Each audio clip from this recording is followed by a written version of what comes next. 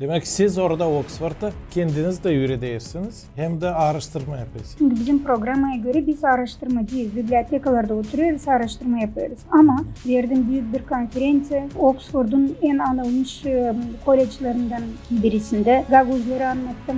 20 yıl topladığım o söyleyişleri. Siz bu kağıdı 20 yıl mı yazardınız? Ben Komrat'ta işlerdim de ta o zamandan beri biz toplardık onları. Kimden ne topladıysa ya da kim topladıysa her birinin adı orada geçiyor. Lazım olsun literatura kritikası. Bizde hatta literatura kritikası yetişmedi. Önceleri biz Hristiyanlığa inanmadık. Bizde şamanizm elementleri var. Mikhail Çakır'ın Evangeliyası. Da bak ne yazıyor. Evangeliye, Tenci Çakır yazmış. Gagavuzca, Türkçe. İlk kağıt çevrilmiş Gagavuz diline. O bak Evangeliye. Dil kağıdıydı. Selam Tudora. Hoş geldin. Pek sevineyim senin geldi bu zaman yaşamamda açan senden varınca edelim programımızda seni bilir bütün Gagavuz dünyası kim bağlı Türkologiyaya, Gagavuzologiyaya, Gagavuz diline, literaturasına seni bilirler. Sen de bilirsin Gagavuz literatura aksakallarını. Bunu da tala edeceğiz. Tudora sen varınca mı programı başladın bundan? Sen anladasın kendi Oxford işlerin için. Ne sen öğrenirsin orada ya da öğrenirsin. Araştırma orada yaparsın, doğru mu?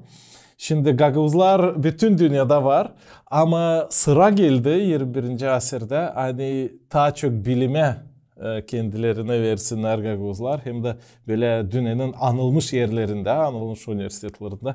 Nice Oxford. Söylesene ne yaparsın orada hem de nice duyar kendisini Gagavuz Oxford'da. Sağ olasınız. Ben öyle söylediğiniz başlangıçta hani seni tanır bütün Gagavuz'a isterdim hani, ya da bütün Gagavuzlar ben öyle söyleyeyim hani. Ne mutlu bize hani bizi Gagavuzları bütün dünya tanıyor. Beni var nasıl tanımasınlar da ama önemli olan hani bizim gibi insanlar, sizin gibi insanlar tanıtsınlar Gagavuzları. Daha çıklar hani Gagavuz'un neredeyse tanırlar. Bu bizim için büyük bir sevinmelik. Bir büyük biz kurarız kendimize hani bizi bilirler dünyanın her bir yerinde. Ama ıslah uğrunda, bilgi uğrunda anılmış taraflarımızla.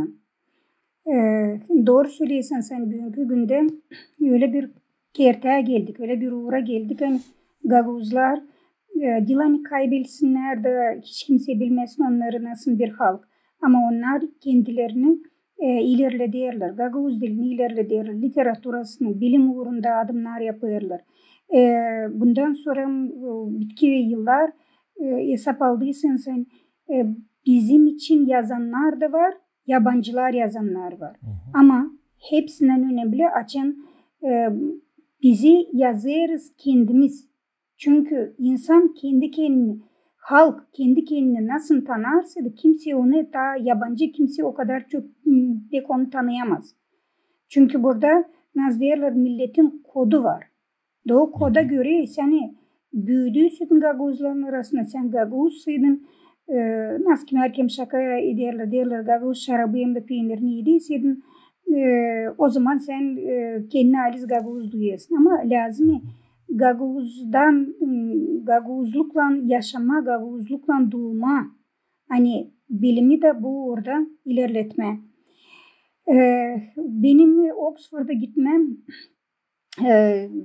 ben kim erkerim yaşamamda gülerdim derdim. Hani, pek isterim bir yere gitme. Daha doğrusu iki yere gitme. Birisi Oxford'a gitme. Orada çıkma patride Oxford Üniversitesi'nin önünde yaşamamda. İkincisi de Nice'yi pek isterdim. Daha çok böyle İran'a gitme. Oradaki İran'da yaşayan Kaşkaylar var. Güney Azerbaycanlılar var. Türkmenler var. O halkları görme. Da sonra derdim o zaman birçok padişahlıkta oldum. Çünkü bugünkü güne kadar yaşamak öyle attı bizlere hani bilim uğrunda olsun ister insanın imkanlarının paran varsa da gene dünyayı var nasıl gezersin ama ben bilim uğrunda bakıyorum neredeyse 25 ülkeden Zeyde gezmişim. Birçok yerlerde gördüm. Sen profesörsün, doktorsun, Türkologsun elbette ki. Ben dilim profesör, ben doktor konfensiyar sanırım sizde öyle söylenir, doçentim. Profesör olma dini bilmiyorum, bana birazcık o güzel bir ad söylemen profesör, ama ben sanırım lazım halkın profesörü olma. Hani halkın tanıdasın. Bir acı haber, hani bizde 24 Fevral'de 2022 yılda bu Cenk Tayler başlattı 2014'te, ama büyük acısı geldi 22. yılda da birçok insan kendi uşaklarını, kendi ailesini kurtarman diye söyleyeyim lazım oldu.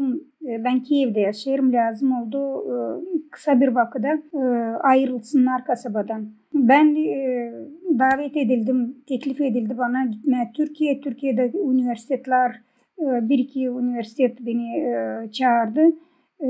Vardı ki bu Edirne Üniversitesi, İstanbul Üniversitesi, sonra başka üniversiteler nereden bir tanardılar, nasıl söylediniz, nereden ben tanardım.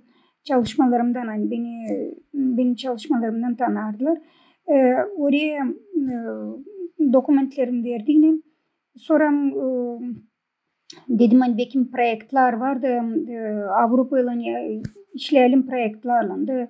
Baktım hani Oxford Üniversitesi'nde var bir profesör Zeynep Ürekli, kendisi orada çalışır, Oxford Üniversitesi'nde oryantalistika enstitüsünde, kendisi dekan yardımcısıydı.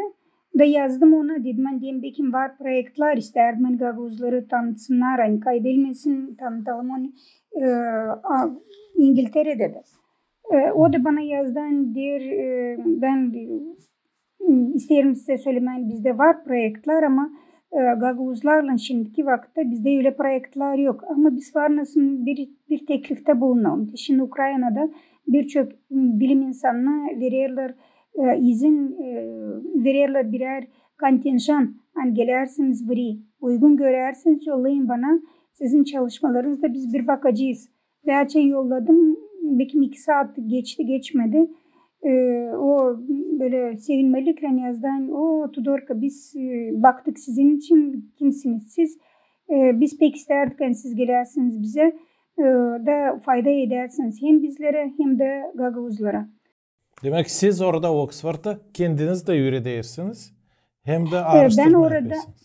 Ben orada yakışma yürüdersin, çünkü bizim programaya göre biz araştırmacıyız. Bibliotekalarda oturuyoruz, araştırma yapıyoruz. Ama gene de bakmayarak buna biz nerede iki Türk dünyasının insanı olarsaydı bilersiniz, hani orada var nasıl yapalım pek faydalı işler. Onun için biz orada ben orada tanıştım. Leyla Nacefzade, kendisi Azerbaycanlı, kendisi orada bu Nizami Gencevi adında üniversitenin içinde bulunan bir merkez var. Onun başkanlığını yapıyor, onu yönetir. Sonra orada bana pek büyük yardımlar yapan benim mentor dedikleri öğretici Emine Çakir hocamız var. Hepsinden açın biz tanıştık. Gördük hani biz var nasıl taziyede yapalım, ne kadar hani ben araştırma da yapsam bunun yanında daha faydalı işler de yapalım da bunun yanında ne yaptık biz? Onlar beni kendi derslerine, uroklarına bıraktılar. Ben orada Gagavuzları anlattım. Daha sonra verdim büyük bir konferansı. Oxford'un en anılmış kolejlerinden birisinde Gagavuzları anlattım. O internette de var. Sonra oldu öyle kolaylık, hani Leyla Hoca yardımcı oldu da istedik hani bizi Türk dünyasında tanısınlar, hem de Gagavuzları da tanısınlar. Biz gittik. Bizim için önemli bir iş, hani ilk kere Gagavuzların arasından İngiltere'nin parlamentosuna gittik. Da orada biz Baronessa'yla buluştuk, hem de buluştuk Lord'la, 2 Lord'la buluştuk. Orada Türk dünyasını anladı arkana, Gagavuzları anlattık. Ker lordun birisi bize gelmiş, bizim problemaları da bilerdi. Hem pek sevindi. Ker o da söyleden diyor bana öyle geliyor hani burada ilk kerem tarihte bir Gagavuz parlamentoya giriyor. Hani parlamentoda bunu parlamentonun içinde değil ama binanın içinde biz odaların birisinde layıktık Türk dünyasında hem de Gagavuzların. Ne güzel. Ben pek sevdiğim böyle örnekleri doğru. Zira bizim halkın ta çoğu açan gider yabancılığa giderler işleme. Bütün dünya Doğru. işleme ama şimdi ver Allah'ın ite gençlerin arasında hem de böyle kişiler deyince sen yardımının yavaş yavaş bu trend gitsin daha çok bilim tarafına da gitsinler yabancılığa öğrenme da sonra fayda getirme insanlara dolayının da halkına da diline de kültürüne de zerete bu öğrene arkana sen daha çok alırsın hem de sonra zenginleşirsin dolaylığını ne kadar maaşını paranı alıp sadece senin ailene yardım edeysin. Bu da önemli elbette ama teaçan öğrenirsin. Bu en pahalı ne biz varca alalım başka devletlerden, başka yerlerden o bilgi. Doğru. Bir var açın yaşayasın ot gibi. Bir de var açın yaşayasın öyle hani fayda getiriyorsun. Şimdi onu da isteyeyim söylemen. Oxford'da şimdi hazırlayırım bir sözlük 6 dilde. Türkçe, Azerbaycanca, Gagavuzca, Rusça, Ukraynaca hem de İngilizce. Bu tematika sözlüğü istedim. Ben de oradan teşin sentabre ayrılacağım. Da ayrılarken bir şey bırakayım oradaki talebelere. Oradaki studentlere onu tematika uğruna göre onu hazırlayırım. Var umudum çıkacak hem de tiparlanacak orada. Hem de sonra May'da gittiğini vereceğim ta bir ya da iki konferansiya studentlere anlatacağım. Birisinde Gagavuzların, öbüründe de Ukrayna'da yaşayan Türk boylarını. Demek sen Oxford'da hem araştırma yaparsın hem de konferansiyalarda laf tutarsın, pay alırsın. Da pay alırım. Sağ ol. Yapalım bir kısa blitz. Ben sana soru veririm, sen kısa cevap ver. Böyle kısa 1-2-3 laf. Gagavuz dili ölecek mi? O bağlı insana. İnsan ölerse dilde öler. Şarap ya da kofe mi? Bizim Gagavuzlar pek kofeyi bilmezler. Yok sen Oxford Gagavuzu. Sana değildi. Ben biraz tersine bir Gagavuzum. Ben şarap içemiyorum. Kofe de içemiyorum. Ben çay içiyorum. Olsun. Gagavuz yerinde yarısı en azından yarısı uroklar baş okulda lazım mı geçirilsin Gagavuzça'ya?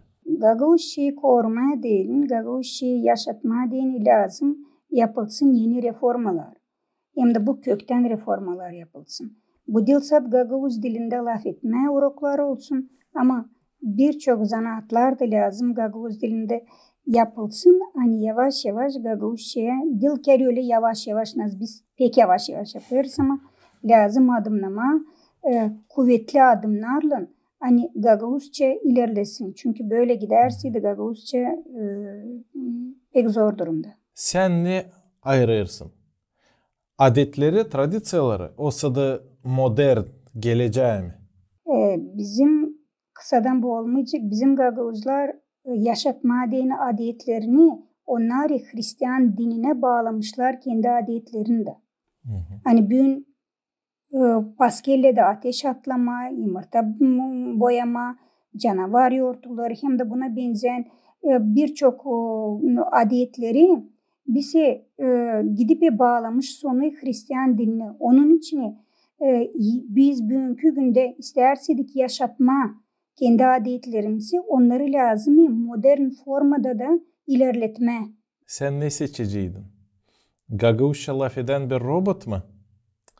Ya da diri insan mı?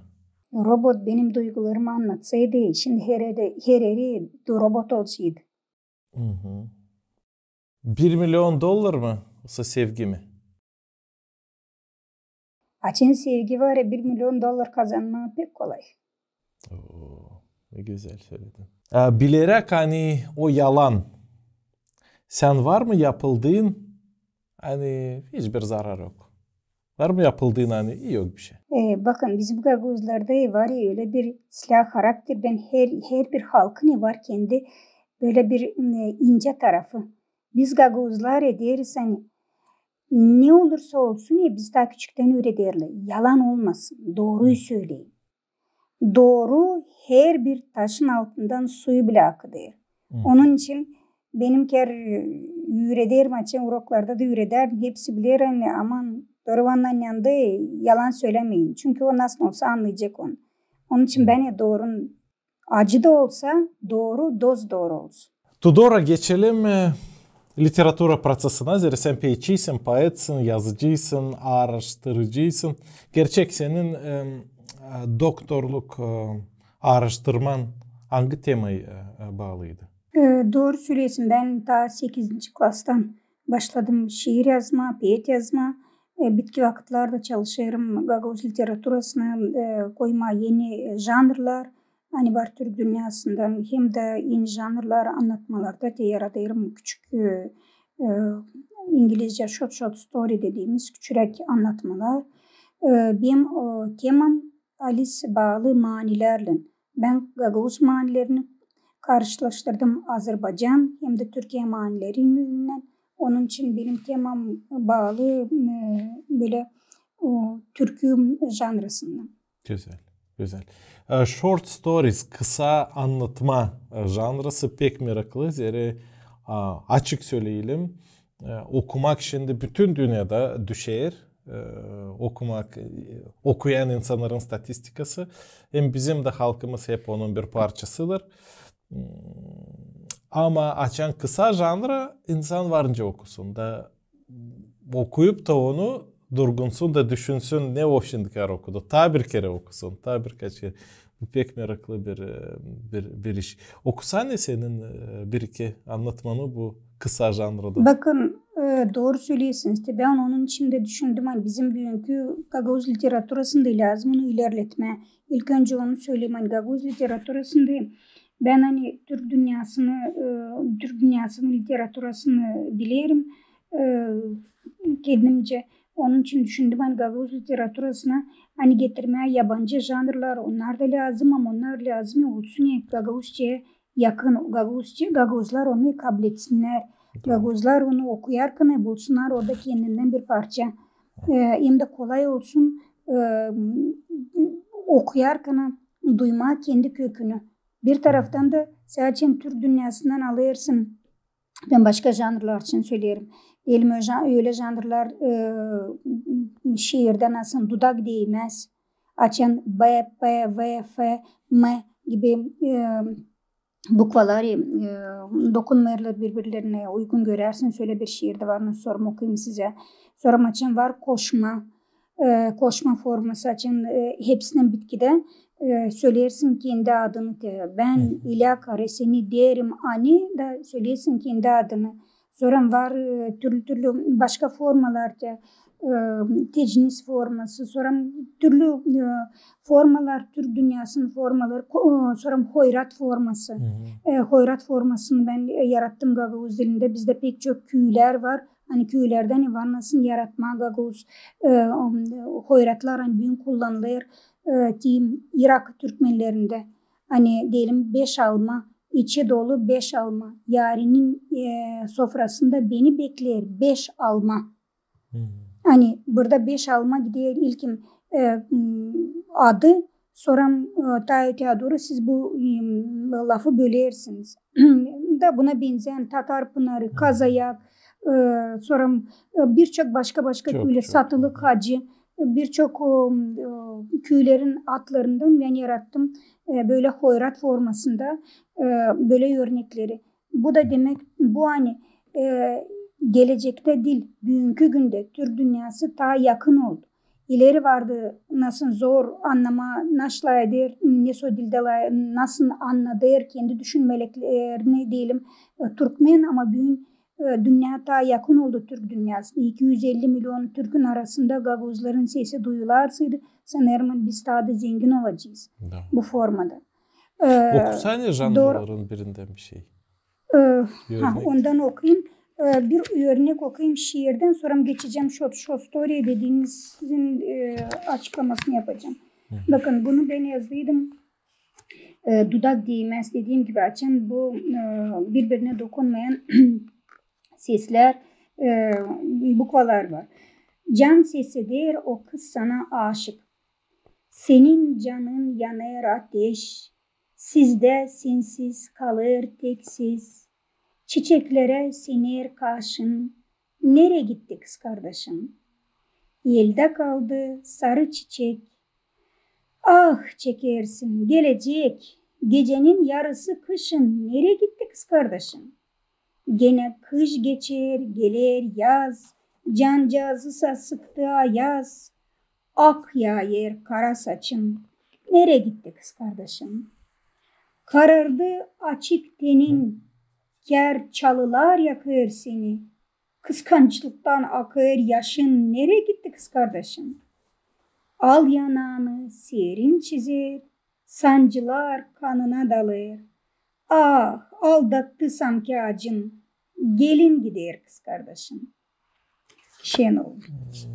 Bu da bir formu nerede hani biz görüyoruz. Bu dudak değmez formasını. Açın Türk dünyasında aşıklar bunu söylerdiler.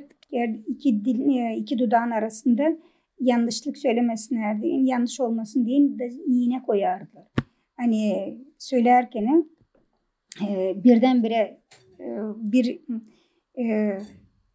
dudaklı bir söz söylerse, bir bukva söylerse de o zaman delerdi onun dudağın bir tarafını. Bu da bir örnek.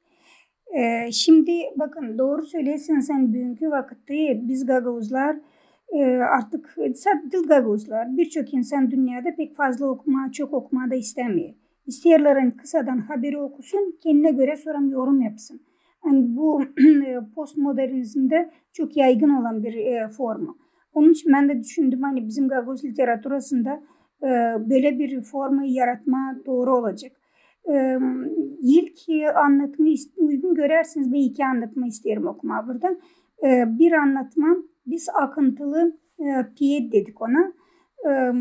Bu piyet akıntısı açan anlatma var. Sonra da kahraman kendisi tamamlayır anlatmayı. Kısadan onu okuyarım. Bu proza janrısı mı?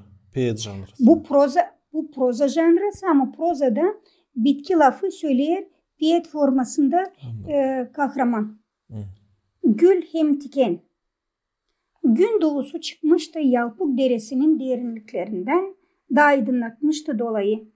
Gül tamam uyanmıştı tatlı uykudan da çalışardı açma o tomruklu gül yapracıklarını. O pek sevinerdi açan çiğ yayardı onun yapracıklarına. O sanki yıkardı yüzünü. Hem içerdi kana kana sabah çiğinin tatlı suyundan. Daha sonra gül bir dünya güzeli gibi çıkardı güneşin karşısına. Hani şimdiden sonra başlardı ısıtma gökün halis ortasından. Ona gelerdi hani güneş onu ta sıvazlayarak ısıtır hem koruyor onun gül yapracıklarını.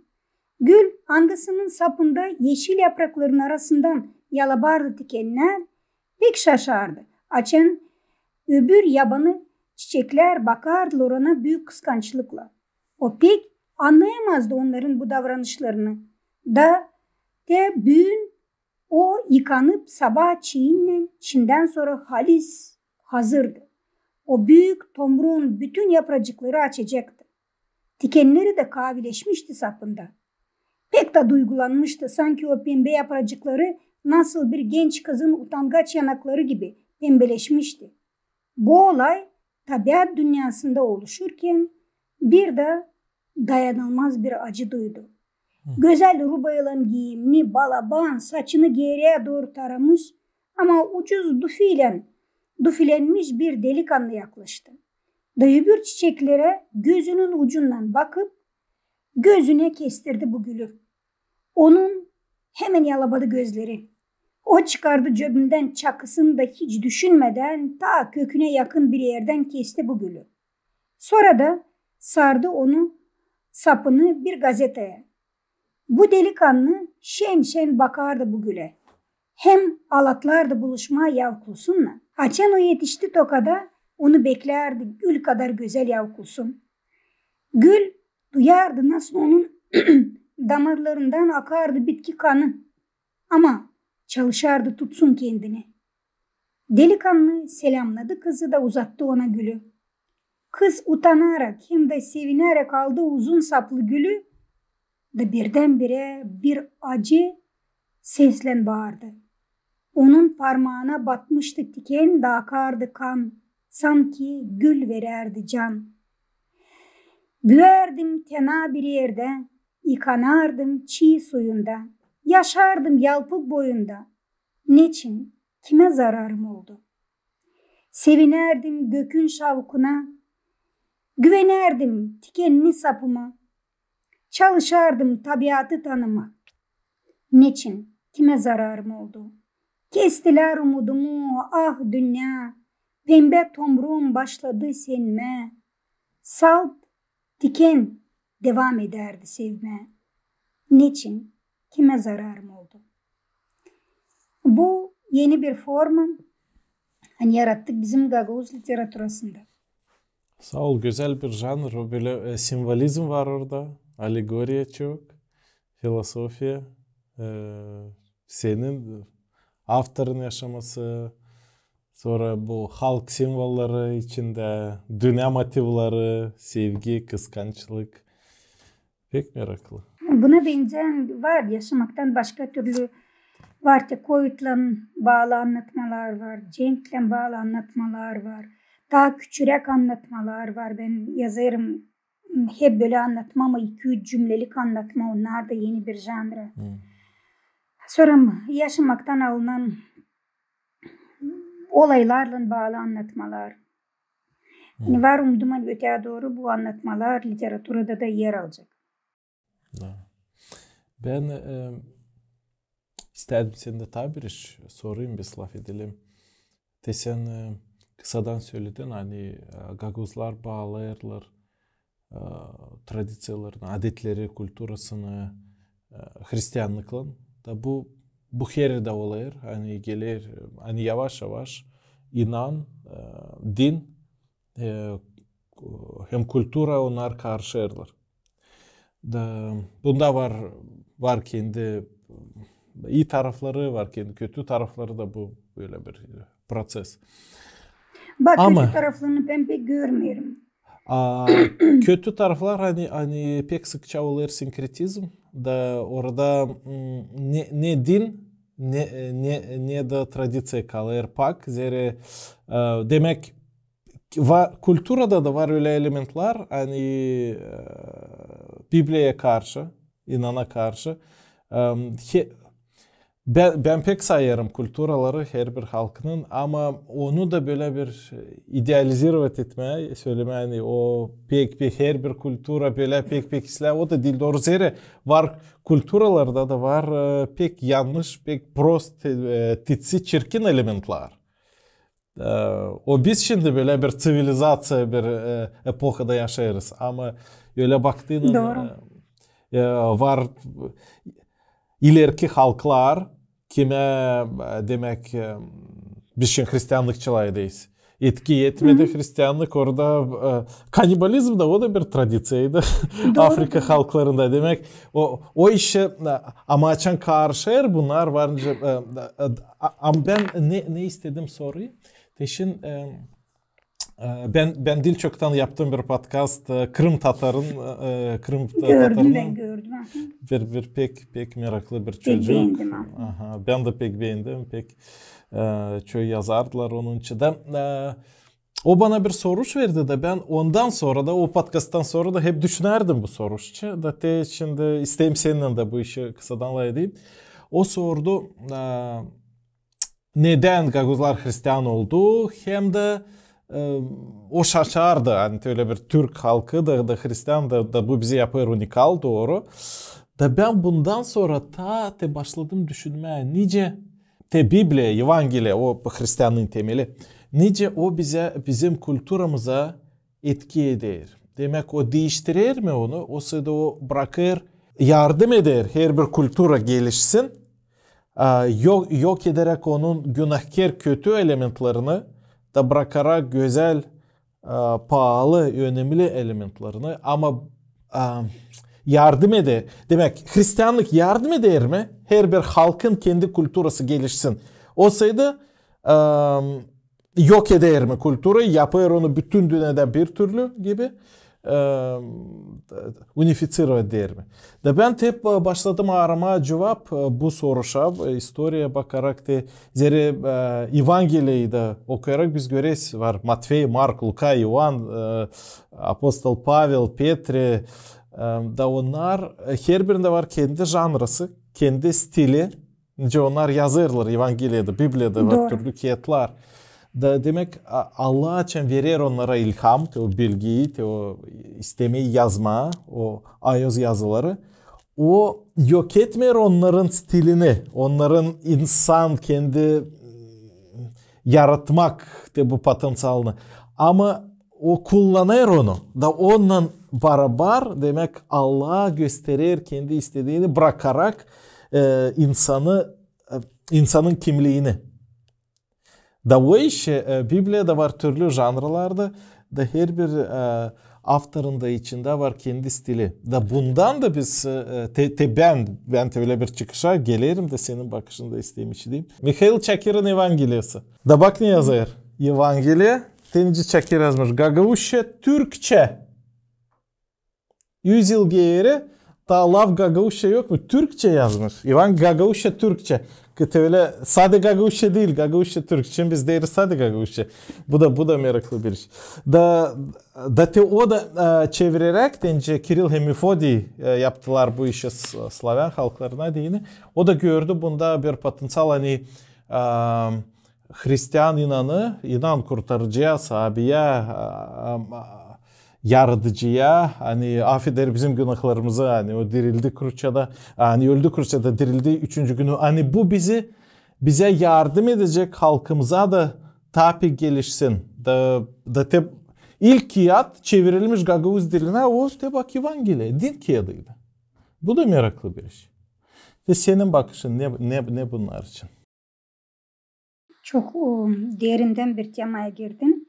Ben çalışacağım onu pek zamanda çok almadan ama ilk önce o kağıttan başlayacağım. Mikhail Çakır dediğiniz gibi 12'ye yakın kağıt çevirdi Gagavuz diline. Ben de evde onun çevirdiği kağıt bende var. Bende 100 yıllık onun kağıdı artık 100 yıllık bende onun kağıdı var. O kağıt bizim uzun vakit kiliselerde okundu o kağıt. Orada var bunların izleri de var. O kağıt bende var. Var umduğum öteye doğru açı olacak. Bizde çok daha korunacak bir büyük müze var umduğum belki burada da kuracağız. O kağıt olacak baş köşede. Nasıl bir son gün görüyoruz birçok dünyanın anılmış müzelerinde. Bakın orada yazıyor ya Gagavuz Türkçe. Gagavuzça Türkçe. Ben bugün sayarım hani isterseniz Gagavuzçamızı zenginletme literatürü uğrunda ne o kağıdı lazım alalım da okuyalım. Hem literatüre uğrunda insanlar hem de yazıcılar hem bilim insanları okusunlar derinden o kağıdı da oradaki laflar hani bugün Gagavuzça'da kullanılmıyor. Çok kerem onları alsınlar da onları katsınlar Gagavuzça'da zenginletsinler Gagavuz literatüre dilimizi. İkincisi bakın orada Gagavuzça Türkçe yazılır. Biz uzun vakit Sovyet politikasından dolayı hep kendimize utandık söyleme. Yani biz Türk dünyasının bir parçasıyız. Çünkü biz açın söyleriz hani biz Gagavuzuz Türk dünyasına derler siz dilsiniz mi? Türksünüz. Bize öyle gelir Türk dediğin sanki biz Türkiye Türk'üyüz. Bu da Sovyetlerin hepsinin büyük bir böl parçalı hükmet denilen bir politikasıydı. Bunu bugünkü günde Gagavuzya'da da Gagavuzya'ya ise bağlarsaydık ya da nerede Gagavuzlar yaşarlar toplu olarak biz bugün bunun değerleri o bilginin belini bir türlü kıramayız. Çünkü biz diyor insanların kiman öğrendi bir vakitler Azerbaycan'da, Türkiye'de biz bunu anlayırız. Ama kiman öğrendi Sovyet vaktinde başka yerlerde, Sovyet respublikalarında, Moskova'da, Leningrad'da, tam başka yerlerde onlar Nietzsche sayarlar. Yani biz pan-Türkiz gibi kendimizi sayarız. Hani biz Türkçe dediğine biz sanki Gagavuzcamızı Türkleştiriyoruz. Hani bu uğra baktığında hani aklınıza getirin ne bizim mahallelerimiz. Şimdi biz sokakta oturardık derneklerde. Onlar oturarlar sokakta. Hepsi dernekte pazar oldu mu herkes bablarsk lemeciklerini alıp dernekte oturuyorlar. Da o dernekte açın sonra Mari Gagavuzcam laf ederiz. Naş derdi biz Gagavuzuz. Türkçe laf ederiz. Bunu dilse bizim bir köyde söylesin ya. Bunu her bir köyde söylerdiler. Onun için insanlar bunu anlardılar. Yani bizim Türkçemiz yani Türkiye Türkçesi olsun. Ama bu Türkçe, Türk senselerinin açan sen var senselen, açan sen var kökünü. O zaman sen zenginsin. Literaturada var bir önemli bir janr. Dastanlar. Da sayılır hani çoğu halk kimin hani var dastanları onun var ya eski kökleri. Bu da hep öyle. Sen varsaydı büyün senselen hani senin dilini anlarsaydı başkaları da hiç dil lazım olduğundan hani birisi çevirici olsun yanında. Sen zenginsin. Sen bu senselen büyük. Geldiğinin dine bizim Gagavuzları iki iş ayakta tutuyor. Birisi din, birisi de dil. Ben biraz kayıl getirmiyorum ki o fikirler hani bize yıllarca hep bunu bilirsiniz biz istemesek de nasıl küçük kuşağına hep ağzına tıktılar bu teori yani. Gagavuzlara demişler hani ya dininizi çevireceğiniz ya da dilinizi çevireceğiniz. Gagavuzlar dilini çevirmiş, dinini çevirmemiş. Benim işittiğim benim malimden bizim Gagavuz aydınları da buna biraz karşı çıkın. Bizim mali ne bir dil bilerdi hiçbir şey. Ama derdi o hiç bilmerdi nasıl o dinin anlamını da bilmerdi. Ama derdi hani kızım bize ta evvelden işittiydim bir laf. Bunu bizim köyde Dimitrovka'da da söylerdiler. Biz Gagavuzuz Türkçe laf ederiz. Din gelip gider. Ama biz Gagavuzuz. Biz veramızı koruyacağız. Ona gelerdi hani din o başka bir iş verayı koruyacak. Ama dili de yaşatması lazım. Onun için bizim Gagavuzlar büyün inanlı kaldıysalar hem bağlı kaldıysa kendi adetlerine onlar bağlı iki elementa o birisi adetleri onun yanında dilde gelir hem de dinleri. Büyün söyleme hani din bozar ben yakışmayı söyleyeyim. Büyün Müslümanlıkta dünyanın Türkleri ta çoğu Müslümanlıkta var mısın söylersen Müslümanlık ya büyün bozar Türk dünyasını. Onlar da kendi adetlerini, kendi düşüncelerini, kendi geografyada yaşamış olduğu formalaşmasını bağlamışlar bir taraftan kendi dininle. Onun için yakışmayı söylemeli dini bozar, dini zenginleştirir. Din, inan insanı zenginleştirir. Büyün alın bizim aydınların yaratmalarında birçoğunda biz Allah lafını kullanıyoruz. Benim de birçok şiirlerimde var Allah lafı. Onun için insanı ayakta tutar inan. Önceleri biz Hristiyanlığa inanmardık. Bizde şamanizm elementleri vardı. Ne yani orada inan mı yoktu? Vardı o inan. O bizi kötületmerdi. O bizi daha da zenginlederdi. Biz bilimde araştırırız. Hem Gagavuz adetlerinde, Gagavuz literaturasında hem şamanizm elementlerini, Zoroastrizm elementlerini, din, Hristiyanlık elementlerini, kar laflarında ama Hristiyanlığı da biz aldığımızda biz Hristiyanlığı tam anlamıyoruz. Ancak Ortodoks Hristiyanlıkla. Büyün var evangelistler, sizin dediğiniz gibi bölüner evangelistler, Katolikler var, Anglikanlar var. Hani kendilerine göre Hristiyanlığı tam derleyim de bunun birçok başka yolları da. Din insanları bana bu aşırı bir olmadan din insanı kendi manevi tarafını paklar. Onu ayakta tutar. Onu zenginledir. Onu bağlayarak kendi adetlerine. Sağ ol, sağ ol. Bu doğru. Bu doğru. Zeri her bir insan yaşayarak düşünür. Ne olacak orada, o öbür dünyada? Kimim ben? Biz halk, bizim var halkımız, var dilimiz, kültürümüz ama bundan başka bir daha duyarız. Hani lam olsun daha böyle bir transcendent diyorlar bilim insanları. Hani biz anlamayırız bizden daha yüksek bir kimseyi. Kim yaradır, kime biz varınca dua edelim, hem kendi sorularımızı getirelim, anlayalım, düşünelim. Zere bunsuz nice Jordan Peterson der. Açan Allah yok. O zaman o kadardan büyük baskı insanın yüreğine, fikrine, canına. Hani o dayanamıyor. Bu yalnızlığı yallıksız. Açan onun yaşamasında yok. De o inan. İnşa Da biz her bir da affedersin. da doğru. Buyur. Biz bakın biz büyük gagavuzları ne olursa olsun her kere mi neden korkarız? Biz dilen korkarız. Biz onu öyle duyarız.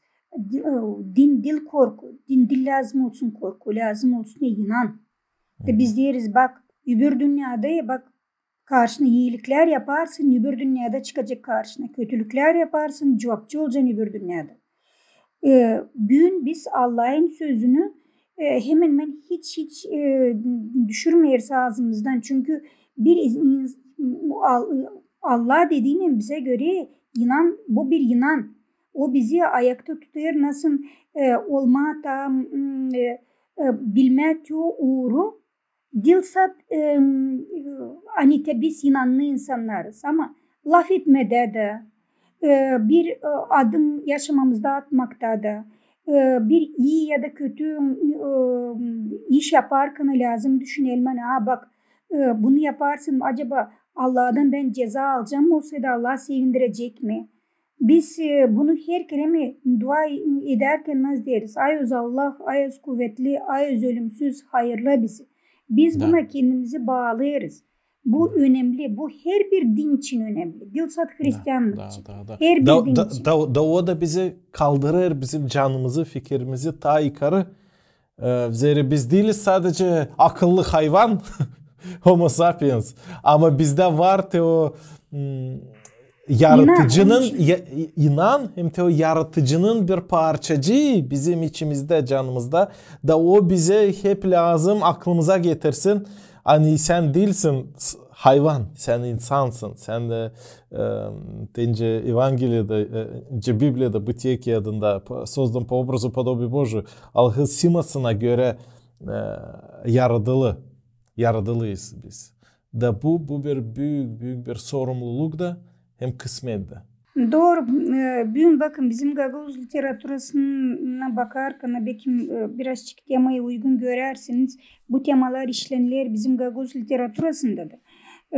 Allah teması, inan teması, adetlerin teması. Onları biz çok kere okul kağıtlarında da görürüz. Biz de hazırlarız burada okul kağıtlarını.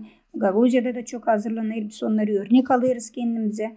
Ama bizim belki Gagavuz literatüründe bir boşluk var. O da kritika. Uygun görerseniz o temaya biraz hesap alalım. Çok yazıcımız var. Çok poetimiz, çok yazıcımız var. Ama nerede o kritika insanları kim yardım edecek onlara ta kaliteli, ta iyi yazsınlar. Kim söyleyecek hani bu ta yufka yazılı, bu ta kahve yazılı.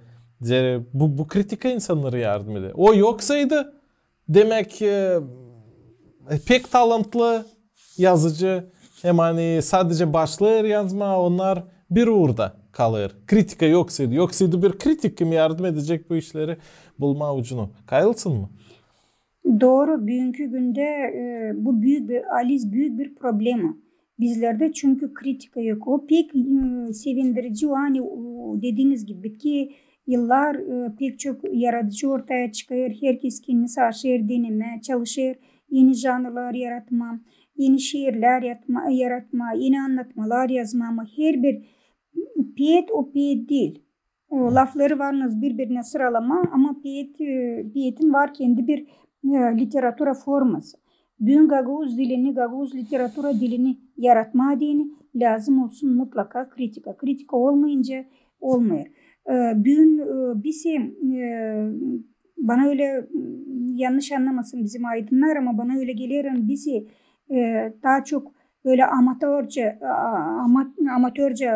yaklaşıyoruz bu kritikaya.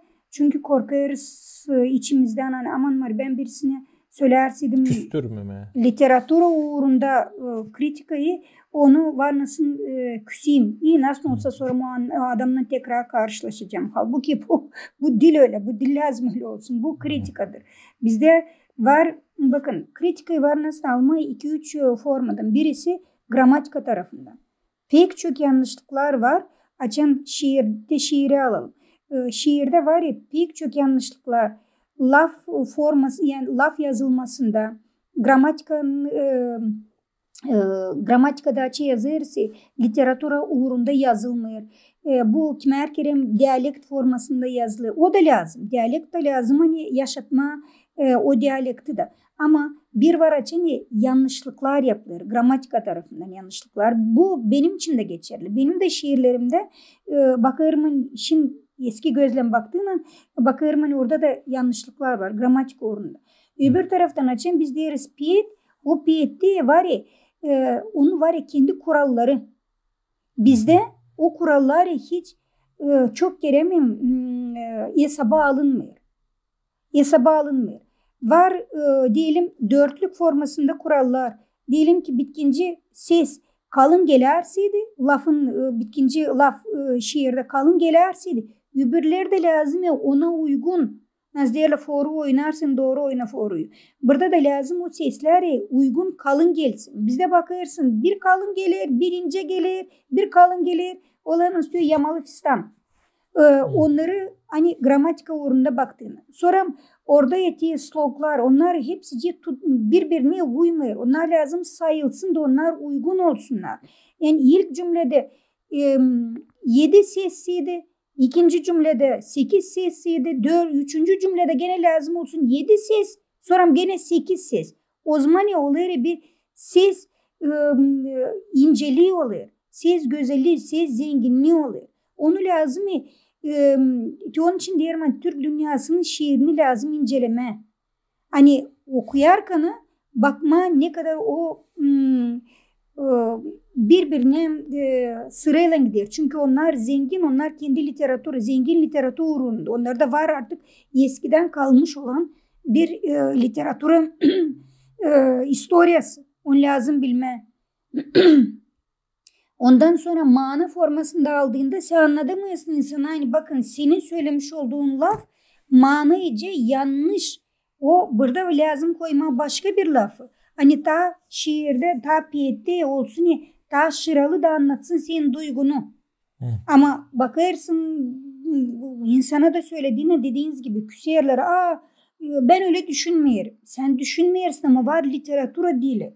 O senin düşünmen, o senin içindeki duygun. Ama literatüra dilinde onu koyarsın ya o karşıdaki insan onu daha kolay anlayacak. Daha onu daha o lafla o daha da zenginledecek laf. Bir var açın sen söyleyesin hani yev bir daha açın değilsin hani değilsin hani benim içimdeki bir örnek gibi isteyeyim söyleme. Bir var açın söyleyesin yev lafını. Bir daha için söyleyersin hani bu ev değil de dünya zenginliğini açıklayarsın burada. Ya da bir var için söyleyersin hani sevdalıyım. Hani ben sevdalandım birisine sevdalandım. Bir de var için söyleyersin hani ona bakarken yüreğim yandı. Yüreğim yeridi. Canım gitti. Bilmem böyle hani buna benzeyen birçok formüller lazım kullanarak zenginletme bizim dilimizi. Bu anlatmalar için de geçerli. Biz yaratırız. Kiman bizlerde tabi var klasik yaratıcıları onların yaratmalarını lazım tabir kerem yazarken şimdiki anlatmaları da lazım tabir kerem onları okumaya da bakman ne kadar onlar güzel kullanmışlar vakında dili de. Dün ben biraz gücenik de duyarım kelime bugün uzun kervanı Tanasoglu. Sorarsadık bugün aydınların arasında bizim kaç kişi okudu onu baştan ayak, yani baştan ta bitkiye kadar. Bana söylemen belki bir iki kişi okudu okumadı. Ben şimdi onu okuyarım. Bana bir kağıt verdiler, tamam onu okuyarım. Ama onu lazım orijinalinden okuma. Dilante çevrilmişti bir vakti Türkiye'de basıldı ama orijinalinden okuyarsınız.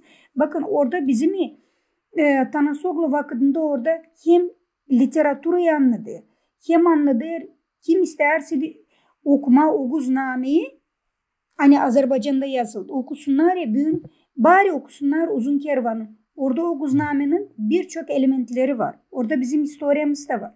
Orada bizim piyasa formalarımız, janrlarımız da var. Orada literatürümüz da var. Dede Korkut motivleri. Dede Korkut motifleri var. Birçok motifler var, nasıl biz orada kendimizi bulalım. Orada dil de zenginliği var. Bugün yaradılar başka çok güzel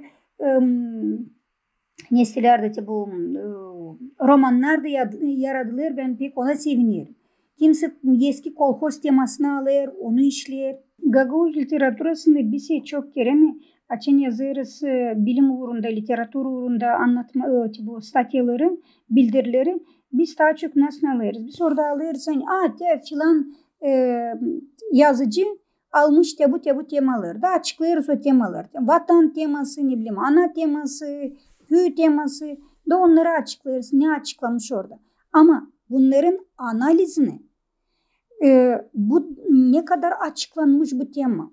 Doğru mu açıklanmış? İyisik mi açıklanmış? O sayıda bu temada var yanlışlıklar mı açıklarken biz bunu yazmıyoruz. Biz bundan bu kritika. Bunu lazım araştırma, bunu lazım. Sonra lazım bakma. Piyet uğrunda açan biz piyetleri inceleriz. Bu temalar gene derim. Biz onu alırız. Böleriz ikiye. De yazmış şair bu temalarda. Ama da o pek banal oluyor. Çok banal. Bu eder mi? Pek nasıl söyleyeyim? Bir var açın köyde toplanırsın da gene köye geliyorum. Köyde toplanırsın da yaparsın kısadan bir sıra. Bir de var açın yaparsın onu adetçe sıra. Bu ona benziyor. Biz hep daha kısadan yapıyoruz. Hani hadi alalım onu anlatalım ki benim de olsun orada bir açıklamam bir şeyim olsun ama dil lazım öyle olsun. Lazım olsun literatura kritikası. Bizde hatta literatura kritikası yetişmedi ama pek sevinirim. Ona hani büyün var bizlerde. Sizin de belirttiğiniz gibi pek çok derim çünkü eski yıllara göre bakarsan azdı. Pek çok gençler hangisi yazarlar. Burada helal olsun Güllü Karanfil'e hani vakıdında o gençleri bir araya topladı. Onlarla bağlı kağıtlar da tiparladı. Sonra antologiyalar yapıldı. Onun çalışması bu orada gerçekten büyük iş. Antologiyalar zamanında Stepan Stepanovich Kurogul tarafından da benim de orada vardı ta ilk şiirlerim. O yapmıştı antologiyaları. Yapılır bu antologiyalar. Hem de gençlerin lazım ellerinden tutmadı. Ama bugün ancak gençler değil. Büyük yaşta insanlar da bugün ben pek sevinirim. Hani bugün Mercanka Dilsat şiir yaratsın. Ama Mercanka yarattığı bir romandı. Bugün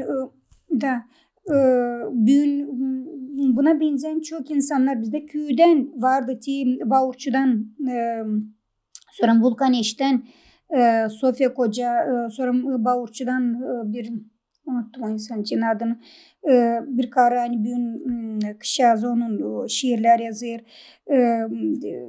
Öyle güzel yaratmalar karı, öyle güzel şiirler yazdı. Hani bugün Galina Danacı. Galina Danacı bitki vakitler yazmaya başladı. Onun da pek güzel yaratmaları var. Bugün Bujilova ne güzel kimciden biz Vali'yi tanırız.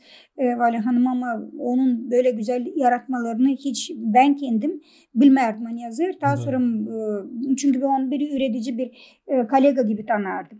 Bugün çok insan yaradır. Öyle yaratmaları hani lazım artık o vakit geldi. Hani lazım kritikası olsun. Kritikasız olmayan literatura dili yaratılmıyor. o temelini koyamıyor. Kritika temeli koyuyor. Ben işittim varmış Gagozlar'da. Açık Göz gazetesi. Açık Göz jurnalı.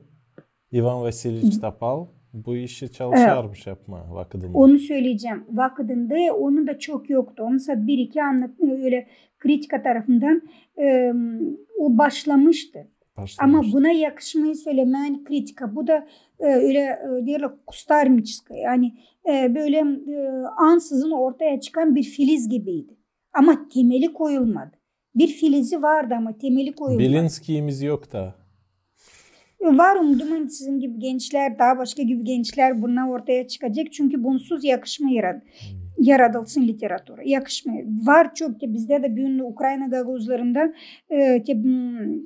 burada var umudum bana küsmeyecek. Boşkov var. Vitali Boşkov. Şiirleri yazılıyor. Ya bakın kritikam deriz. Şiirleri yazılıyor. Yazıyor da güzel yaratmaları da var. Ama o kadar çok kritikaya uygun olacak yaratmaları var. Hani biz bugün onu bile incelemiyoruz. Doğrultsak, göstersek belki gelecekte o yanlışlıklar olmayacak. Bu benim yaratmalarım için de geçerli. Dilsat Boşkov ya da başkası için. Herkes için geçerli. Onun için var umudum belki yakın vakitte. Çünkü yetişti artık o aydınlar. İbn Komrat Devlet Üniversitesi'nde Gagozologiya bölümü ya da Gaguz dili hem literatürası hem de historia bölümü dil bir günlük. Kaç yıldan beri onlar yetiştiriyorlar. Bu kadar çok insan bu zanaatta. Bugün orada Türkologiya da açıldı. Bugün Türkologiya da açıldı. Varımdım bu daha da zengin edecek. Çünkü Ukrayna'da yaşayan Gaguzlar biz sizlerden örnek alırız. Biz bir halkız. Ne büyük gücenik o durum hani bizi biz halkımızı bölmedik ama bizi sınırlar böldü. Ve biz bugün ne sizde yaradılarsa da biz sizlerden ilham alırız. Biz sizlerden örnek alırız. Siz ne kadar daha ileri giderseniz biz sizin ardınıza o kadar daha hızlı ilerleyeceğiz. Siz geçtiniz 1996'da Latin grafikasına biz sonra 2006'da geçtik. Ama geçtik çünkü biz bir halkız. Geçmezsek biz geri kalacağız. Onun için bakın canavar bayrağı sizin elinizde. Ama bakmayarak hani Gaguzlarda vakıdında vardı canavar bayrağı. Mavi bayrağımız canavar başından. O da çok şüpheli bir durum. Hani o da gitti. Değişti. Olduğu iki bayrak. O da bizim Gaguzluğun biraz işte o ikilemini gösteriyor. Bunu var nasıl yazma aslında. Onu söyleyeyim. Siz varınca onu ana değerler mosaic nature of the humankind. İçimiz varınca öyle mozaika gibi olsun parça parça. Elbet ki biz deneriz bütün olma öyle toplu ama böyle bir dünyada yaşarız sen yokunca kapanasın bir odada da sadece kendi bütünlüğünü koruyasın demek. Da bu iş bu varınca bu mozaikçiniz, bu türlü parçalar canımızda deneyden biz başladık bizim lafımızı olsun ama biz kendi kimliğimizi koruyalım hem insan kalalım, Gaguz kalalım. Bir kavi bir temel lazım olsun da o zaman onun üstünden ne olarsaydı o seni ahmak yapmıyor. Sen insan kalıyorsun. Senin var teo temelin da o işte sen dedim bizim teo temelimiz o dil hem din. Dil bizi bağlayır başka bizim halkımızla başka Gaguzlarla Türk dünyasından din de bağlayır bizi yaratıcıyla Allah'la. Demek ki bu bir böyle de var bizde bağlantı yaratıcıyla o din bu bağlantı dil de verir bize bu bağlantıyı insanlarla dolayımızda. Da o zaman sen korkmayasın. Bakın açın siz koşarsınız beygiri siz yakışmayı koşarsınız sonra yasa bir taraftan son koşarsınız iki taraftan doğru mu? Siz aynı koşarsınız. Ya bu da öyle. Halk bir taraftan din bir taraftan inan. Onu dinden ziyade daha çok derin inan bir taraftan. O ta derin. Sat öyle derinden var nasıl gitsin bu. Din o religiya o böyle bir sistema gibi ama inan o senin özel, senin canında, senin iç ben hiç söylerim inan çünkü gagozlara sorarsınız bugünkü günde de sorarsınız sıradan gagozlara din nasıl bekim çoğu hiç bilmeyecek ama inan dersiniz o diyecek hani ona dini inan bizim gagozların dilinde inanmasında dini on bir inandır. Onu dini inana bağlayır. Ama laf dinsiz insan bilir dinsiz lafını. Ha onu bilir da doğru söylüyorsunuz. Ben onda varınca bağlama hani din de lafıdır. Çok doğru. Bakın ben size onu da söyleyeyim bakın. Biz açın benim 20 yıllık bir çalışmamdı. Biz Bülent Hünerli hocayla Gagozolog Hünerli hocayla tiparladık. Sizinki adınız bende. Bakın o kağıdı açın tiparladık ki o benim 20 yıllık çalışmam. Ve onu köylerde hem Moldova'da hem de burada Ukrayna'da toplamıştım. 20 yıl topladıydım o söyleyişleri. Siz bu kağıdı 20 yıl mı yazardınız? Doğru. 20 kocaman yıl da bir sonu. Bütün yaşamak işi. Da bütün yaşamak işi. Ta ben Komrat'ta işlerdim de ta o zamandan beri hep biz toplardık onları. Studentlarla toplardık sonra ben kendim hep yıllarca topladım. Onlar kimden ne topladıysa ya da kim topladıysa her birinin adı orada geçer. Ben büyük seviniyorum hani oldu. Ben de yaşamamda öyle bir imkan da ben Komrat Devlet Üniversitesi'nde vakında iş çalıştım. Daha sonra biz Bülent Hoca'yla gördük hani bu materyalini ben topladım ve var nasıl iyisik olsun. Kulaklığımı koyayım. İyisik olsun. Onun için biz ne yaptık? Biz daha sonra ne kadar kağıtlarda da geçtiyse de hangi kağıtta ne kadar söyleyiş geçtiyse söyleyişimde diyeyim. Biz onu da tamamladık. Bu kağıdın içine aldık. Hani gelecekte bir araştırmacı ister bir folklorcu ister bir dilci ister bir halk bilimci ister bir literatör. Kim isterse de bu kağıdı kullanma alsın. Bu kağıttan daha başka yere artık gitmesin. Yani yeniden bir şey yaratmasın. Bu var. Artık bu kağıttan öteye doğru ilerlesin. Ve biz orada onun birçok örneklerini de bir köyde böyle işittiyseydik, başka köyde böyle işittiyseydik biz hepsini yazdık orada. Sırayla kaç köyde nasıl söylenilir da dediğiniz onu söyleyeceğim. Yani birçok söyleyiş Allah'la bağlı bizde. Onun için burada birçoğunu gördük hani halk o kadar inanlı hani söyleyişlerinden hepsinin güzel janrı ne yani gösterir halkın düşünmeklerini halkın kritikasını o söyleyişlerinde deyimler. Öbürleri duygu tarafını var nasıl göstersin. Masallar bu dünya zenginliğini var nasıl göstersin. Ama söyleyişlerinde deyimler halkın duygu kritikasını gösteriyor. Çünkü bu halkın kritikası. Bu halkın kritikası. Çünkü bir söyleyişi lazım bir olay olsun da olaydan sonra mı halk oradan bir mana çıkarsın, bir iplik gibi çeksin. Bir yumaktan bir iplik gibi onu yavaş yavaş kıvırtsın. Sat öyle yaratılıyor. Biz şimdi okuyacağız seninki adından ne siz Bülent Hünerli ile beraber ne topladınız? Okuyacağız birkaç söyleyiş de onunla başaracağız podcastımızı. Onda bir de isterim göstermeyin. Bakın biz çıkardık ki burada varım duman yalabam epik Ukrayna gagavuzları kağıdını biz burada anladığız her bir varım duman bekim gagavuzya da bunu arkalayacak da onlar da tiparlayacaklar. Çünkü bu tek kağıt nereden anladılar Gagavuz köylerin historiasını, kulturasını, dilini, her bir işini. Hem de Zaporojye'de bu kağıt 2 kağıttan oluşuyor. Hem Zaporojye Gagavuzları aldık biz orada folklor materyalleri topladıydık. Bu unikal bir çalışma. Hem de bütün Ukrayna Gagavuzların köylerini burada her bir köy için 20'den ziyade materyal hem de var ya arşiv materyalleri. Hani bize verildi Bilimler Akademisi'nden Moldova'dan bize Georgi Kışlalı verdi bize o materyalleri. Onun için bu kağıt çok önemli bir kağıt. Onu da istedim gösterme buyur. Sağ ol. Sen Angliya'da araştırma yaparsın Oxford'da. Dil çoktan öldü. Angliya'dan bir anılmış konservatif filosofu. Ben onu pek severdim okuma onun kitaplarını. Roger Scruton onun adı. Da o araştırardı ince zanaatları, literatürü, ideya dünyasını, filosofiyi. Da o pek geliştirdi tabi bu fikri. Hani bir iyi ince zanaatında alalım şiirde, anlatmada ya da başka bir şeyde.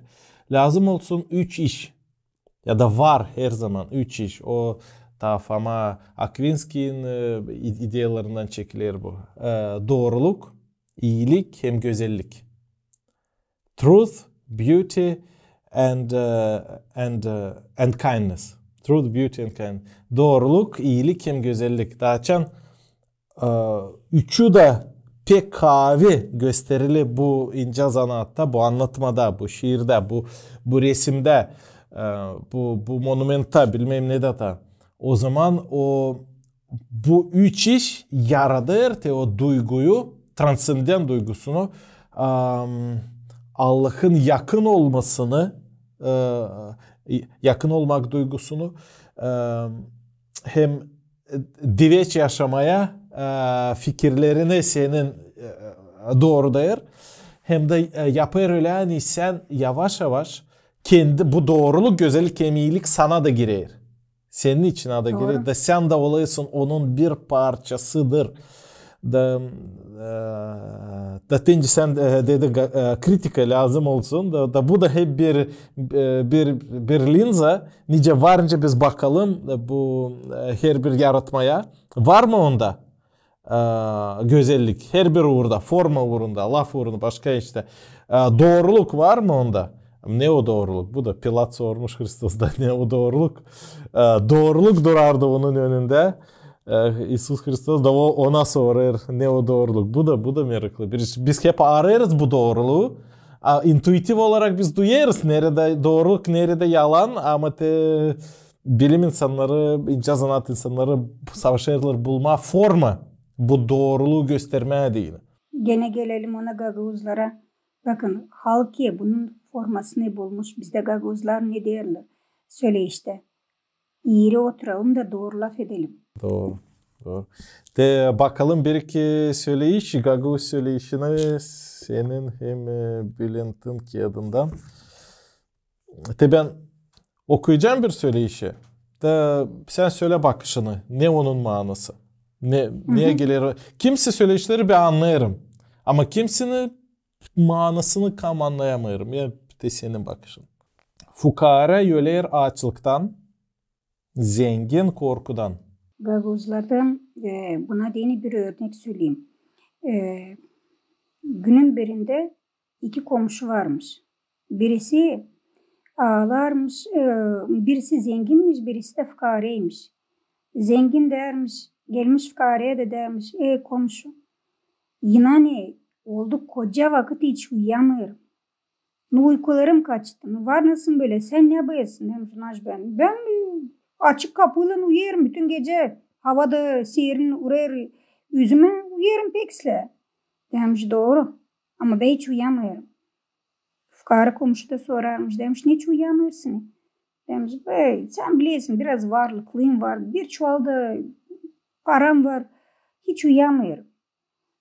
Demiş yalvarayımsa komşu gibi. Al zaten çuvaldan parayı da bir iki gece ben de uyuyayım. Fukara demiş ben bileyim çok. Rahat uyuyayım demiş. Ben bileyim mi? Ver. Açın vermiş. Komşu ertesi gün zengin komşu uyanmış da dermiş. Komşu naş dersini vereceğim senin için, sana. Sağ olasın. Göresle uyudum. Hani horladım ya bütün gece. Fukara komşu dermiş biliyorsunuz. Al sen de paranı. Al de çuvalını. Ben bütün gece hiç uyumadım. Onun için burada da öyle. Fukara açlıktan önemli olan insanı ben onu söyleyeceğim. Hani önemli olan bu güzel bir açıklama bize hani var nasıl olmaya fukara parasızlıktan ama var nasıl olmaya içindeki fukaralık da var. İnsana lazım onu bakma. Zengin açın sen zenginsin içten İç dünyanda ne? O zaman ne? Senin zenginliğin, senin fukaralığın hiç görülmedi. Senin yok gün paran ve sen var nasıl söylersin. Burada var nasıl onu iki manada da anlama. Hani bir var filosofiya tarafından anlama bunu. Hani da praktik yaşamak tarafından. Da praktik yaşamak tarafından. Onun için bu söyleyişleri, onun için söylerim. Burada söyleyişleri dil lazım anlamaya. Nasıl siz okuyasınız da öyle görme. Bunu ne? Aynın öbür tarafı da var. Diyelim medalin öbür tarafı da var. Onda lazım o formada bakma. Sağ ol. Bu söyleşi ben pek beğendim. Hem yüzle yüz kayılım. Ama şimdiki yaşamaya onu yokunca.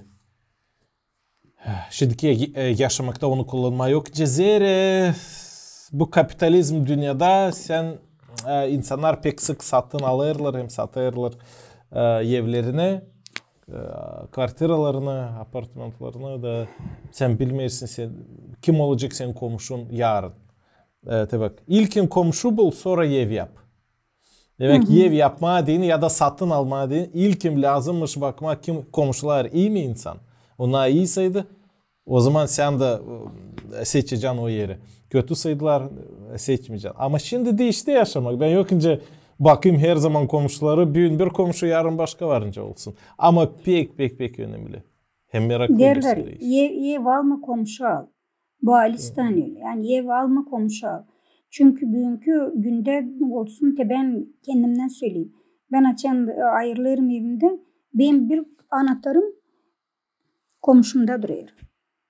Büyüğünde daha duruyor. Ne güzel. Yani ben komşumu kendim gibi görüyorum. Çünkü o benim komşum.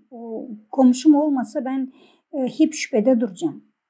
Hani ev alma komşu al. Bugün köylerde de hep öyle. Biz gene gelirim köye çünkü köylerde çoğumuz yaşıyoruz. Bugün kasabalarda doğru söyleyesiniz. Kimse hiç bilmeye kimsenin komşun da. Bir komşu giriyor bir komşu çıkıyor. Ama lazım bilmeye komşunu. Çünkü ama nece bileceksin o apartman hep kira onu verirseydiler o kvartirayı. Ya da hep satın alırlar verirler. Bu da sık oluyor. Büyük kasabalarda daha zor. Ama lam deneme. O günlük bir o bilirsiniz abudinaz dediğimiz. Yani günlük yaşamakta herkeste de dil öyle. Çünkü komşun bir derdin olarsaydı her kerem ana baban uzaksıydı gidemeyirsin. Ama bir komşun olarsaydı gidiyorsun ona. Bir sevinmeliğin olarsaydı gidiyorsun ondan paylaşıyorsun. Bir şey pişirsen bile diyorsun hani koktum var. Gideyim komşuya da vereyim. Bizde Gagavuzlarda bir adet var. Doğru vardı. Doğru. Bizde ekmek pişirerler. Ta büyün de benim anam büyün de yapıyor onu. Hani açı ekmek pişirirler. İlkim çıkar sokağa da ilk kimi görersin ona verir bir parça ekmek hem de ta biz yemeden onu tuzlar biberle de götürür komşuya. Der güzel koktu o da iyisin. Sonra bize verer. Vardı. Onun doğru. için bu bir onun için derler ev alma komşu al. Da meraklı. Bu da güzel bir zahmet kısmetin babası. Yani her bir laf zahmeti olsun. Da zahmetinde işinde kısmet bulacaksın. Demek doğru, de bu sen kısmet hem zahmet bağlı. Ama şimdiki yaşamakta insan bakıyor taz işleme da kısmetli olma. Ama olmayacak öyle. Olmayacak. Kısmet bu geniş manada bir forma. Yani kısmet ne o kısmet? Kısmet açan biz pek zenginiz mi? O sırada kısmet açan bizim ailemizde var uygunluk mu? Kısmet açan biz sağlıklıyız mı? Kısmet açan bizim uşaklarımız dolayında mı? Ama hepsi bunlar ne söylerim bunlar bağlı ya zahmete. Senin zahmetin olmazsa sen bu böyle kısmetli olamayacaksın. Çünkü her bir iş bağlı ya zahmete. Zahmet bu bir çalışmadır. Bu zahmet içinde dil satan gitmeye de kolay para kazanma. Para bilirsiniz parayı öyle düşünün. Ben parayı kendi dünyamda öyle düşünüyorum. Düşünün bir büyük poyast hani bir tren gelir. Biz bir stansiyada duruyoruz. O dolu parayla getiriyor sana ne kadar sen kazandın onu sana veriyor. Daha sonra öteye doğru gidiyor. Ama sen o parayla zengin mi oluyorsun? O para zenginliği, para lazım yaşamakta. Çünkü paran olmazsa ilacını da alamayacaksın. Paran olmazsa rahatlıkta göremeyeceksin. Ama bunu kısmetli olma değil lazım ya zahmet koyma biri. Zahmet her bir işte. Lazım şanı üredersin, zahmet koyarsın. Hani öteye doğru saygılı bir evlat olsun vatanına. Lazım zahmet koyarsın, ilerledersin kendini, hani örnek olasın uşaklarına. Lazım zahmet koyarsın, büyün padişahlığı koruyasın. Çünkü sen bir örneksin padişahlığına. Zahmet koyarsın her bir işe. Nice sahabe İsus Hristos söyledi. Ne fayda olacak? Yani bütün dünyayı kazanasın ama kendi canına kötü yaparsın. De Evangeliyede yazılı. Ne fayda sen bütün dünyayı kazanacaksın ama kendi canına zarar yapacaksın. O iş zenginlik, materyal zenginliği, can zenginliği getirmeyer, vermeyer canımıza zenginlik. Çünkü biz lazım ya ilk önce kendimizi ilerletelim, hani örnek olalım ya başkalarına. Sen kendine saygın olmazsa başkalarından sana saygı göstersin. Onun için de doğru, dinde de bunu doğru söylerler. Hani insanın içindeki zenginlik onun o kendini geliştirerse daha doğru her bir iş ilerleyecek. Tabi ben hesap aldım. Salomon'un kağıdında pritçilerde eski bağında hep yazılı komşuluk için. Hani ta iyi bir dostun ya komşun olsun yanında, ne kadar kardeşin kim yaşar uzakta. Tence sen dediğin gibi komşun yanında, kardeşin. Da o da var. Ama bakın ben bunu da isteyeyim söylemeye. Biraz buna kendi lafıma biraz ters de düşecek belki ama bakın ben onu da bilirim. Hani. Bu dünyada doğru ev alma, komşu al. Ama bu dünyada kim hepsinden yakın sana, o senin anan baban hem de kardeşin. Kardeşin, kız kardeşin. Bir zorluğun da olsa ben genel söylerim bunu. Bir zorluğun da olsa hepsinden çok canı acıyacak. Hepsinden çok sana yardımcı olacak. Hepsinden çok sana sevinecek. O senin kanından olan insan. Elbette. Bu hem senin kanından olan insan. Bakın komşuluk hem evden düşünün. Komşuya başka bir milleti de düşünün. Ben burada Türk dünyasından da bağlayacağım. Hani sen büyün kendi kanından olan, kendi adetlerinden olan, kendi milletinden olan insanları sayarsın ne? Onlar seni daha çok sana sevinecekler. Ne kadar yandaki komşun da sevinecek. O da var. Ama lazım burada bunu da unutmama. Hani bizi ayakta tutan bizim kanımızda olan bizim köklerimiz. Sağ ol, sağ ol. Bunu pek beğendim, güldüm buna çok. Yasin söyle senin bakışın. Var öyle söyleyişler, hani varınca böyle de onu yorumlamanca Türkler değil. Interpretировать etme ya da böyle varınca daha da birkaç mana varınca olsun onlarda. Deve bilmiyor, hani kamburu var. Верблюд не знает, что у него есть горб. Deve bilmiyor, hani kamburu var. Doğru, bunu var nasıl 2-3 dediğiniz gibi 2-3 manada onu söyleme. Ben burada bir gene dediğiniz bir anlatma, siz pritçe diyorsun sonra adamın ben örneklerden ben de halktan topladığım için adamın birisinin hep söylermişler ona, dermişler oy sen bu karın ne? Affedersin beni, burnusu öyle bir küçücük ya, nasıl hiç yok, burnusu yok da. Adam demiş nasıl sizler değilsiniz? Benim karımı hepsine güzel karı bu. Baksana sonra nasıl bakarım ona, nasıl bir dünya güzeli. İnsanlar da şaşarmışlar. Nasıl öyle bu görmüyor bunu? Hani bu kadar bu karının çirkin bu karısı. Bir gün öyle olmuş, hani Allah almış karısını. Düşmüş bir katastrofa. Açın gitmiş adam bakmış. Bir de görmüş. Hani çekitmiş ağlama demiş. Her bir işi anlarım. Operasyon yapıldı ama ne istedinizse benim karın burnusundan. Burnusunu bari bıraksaydınız. O öyle güzeldi. Ya bu da öyle, hani deve kendi kamburunu görmüyor. Hani bir var açın bakıyorsunuz buna. Hani siz kendi yanınızdakini kendinize göre görüyorsunuz. Bu iyi formada. bir de kendi yanlışlıklarınızı görmüyorsunuz. Bu da başka bir forma baktığınızda başka bir interpretasyon. Yani, Da. diğerin ya bak kendi gözünde iğneyi görmüyor, karşıdaki kazıyı görüyor. Hani başkasının gözünde kazıyı görüyor. Da. Onun için bu da Evangeliyadan. Onun için burada bunu birisine mana bularken lazım kendi yanlışlıklarını yani kendi gübürlerini de görersin. Burada bunu var nasıl 2-3 formada bu devenin kamburunu var nasıl 2-3 formada var nasıl onu da düşünmen. Diğerleri öküze boynuz ağır gelmiyor. Hani o öküze boynuz ağır gelmiyor. Burada da var nasıl onu söylemen. Sen kendi kaşığına düştün kaşıklayarsın. Yani kendi boynuna ne Allah verdiyse sen onu yaşayarsın. Hani devenin bakın görüyorsunuz burada 2-3 formada var nasıl onu yorum yapma. Sen artık 3 interpretasyon söyledin.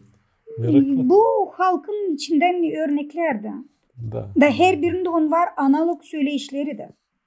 Aha. Onlar da varınca yapma öyle paralel başka söyleyişlerle da o da doğru. Bu da bir yorum, bu da bir kritika. Da bu da bir kritika. Da ben pek sık göreyim. Yani bu temaya var çok söyleyiş. Türlü taraflardan ona yaklaşırlar ona.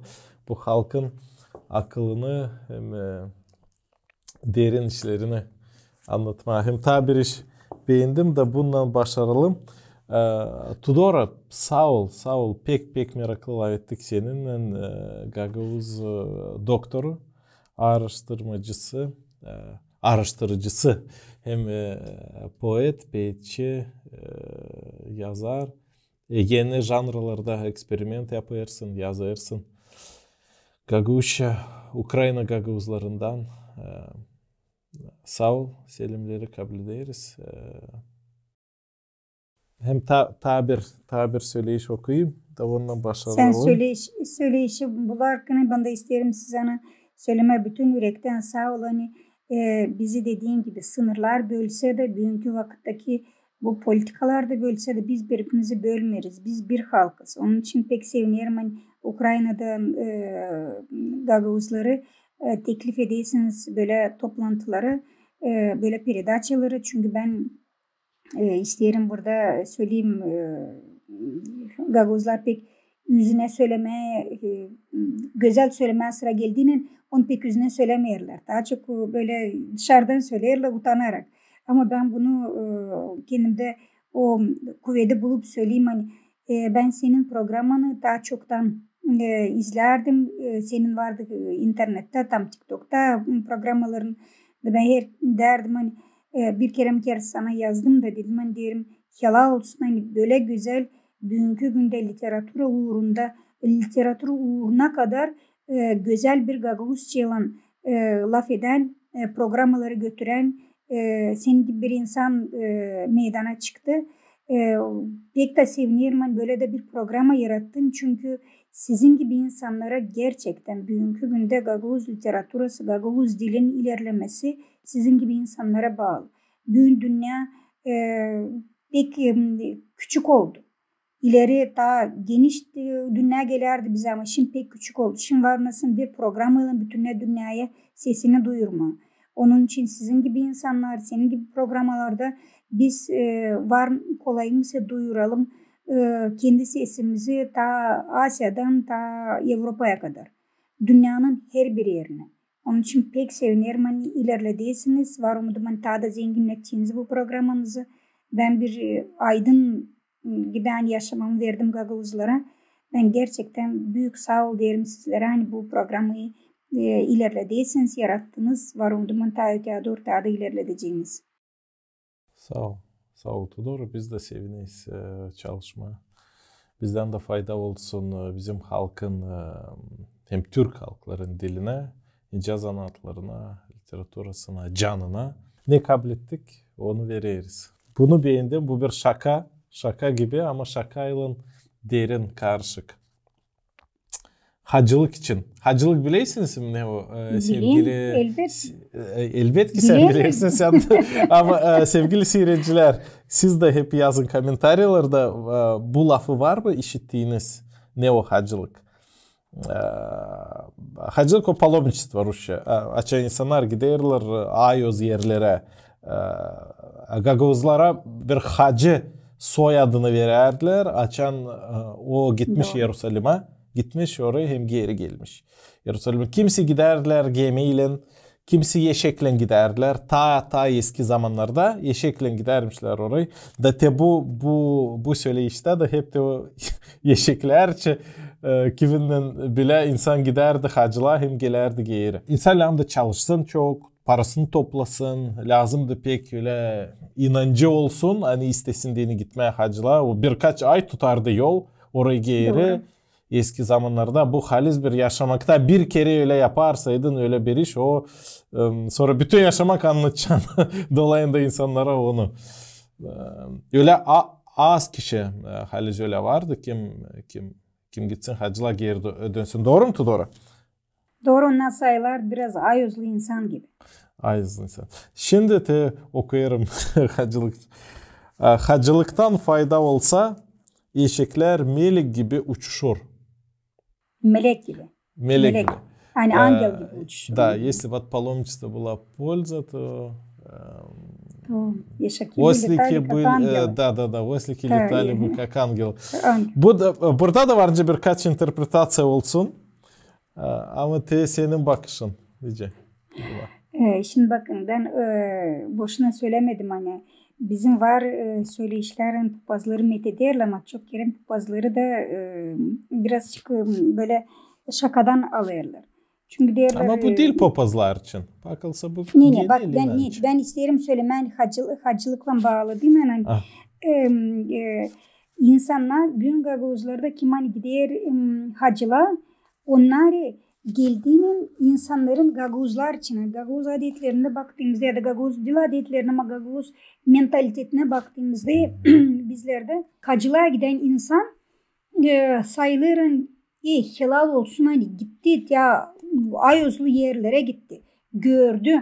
O da lazım şimdi biraz ayoz olsun geldiğinden orada. Da ayozlu evet yani ayoz gibi olsun ama çok kere bize göre hacılığa giden insan Dilnas Türkiye'de açan gelir te gider hacılığa onlar sayılırlar. Öbür insanlara göre nasıl ta biraz ruh tarafından ta zengin ta paklanmış gibi bir insan oldu.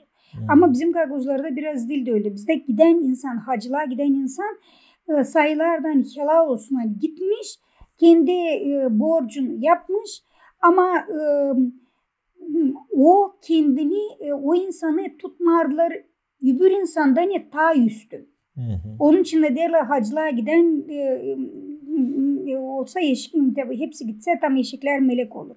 Hani o bizlerde bu bir forma ama vaktimiz pek az kaldı. Var umduğumun öteye doğru başka formalarını da onu vereceğiz.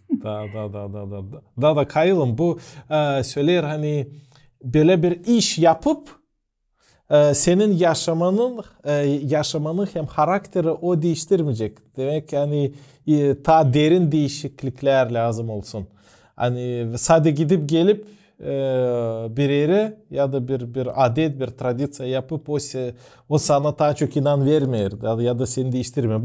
Bu gagoz söyleşi gösteriyor hani insan halkta da isterdi görme ta derin değişiklikler hem etki. Sağ olasın. Tudor'a kal sağlıcakla. Sağ ol pek sevindim. Sağ olun teklif ettiniz.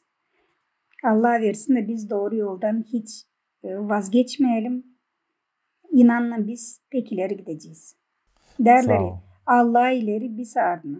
Sevgili seyirciler kaldı sağlıcakla hem sağ olunuz ki seyrettiniz bu podcast'ı. Tudor Arnavut'la Gagavuz doktorunun araştırıcısından Peçiyle, yazıcıyla biz laf ederdik literaturu için, kritika için, inan için, evangeli için, historia için, Gagavuzların bağlantısı için, Türk dünyasından, mentalitet için, karakter için hem de okuduk birkaç Gagavuz söyleyişini bu güzel kağıttan Bülent Hünerli hem Tudor Arnavut ile yazılan kağıtla onlar 20 yıl toplarmışlar bu söyleyişleri. Pek meraklı onlar.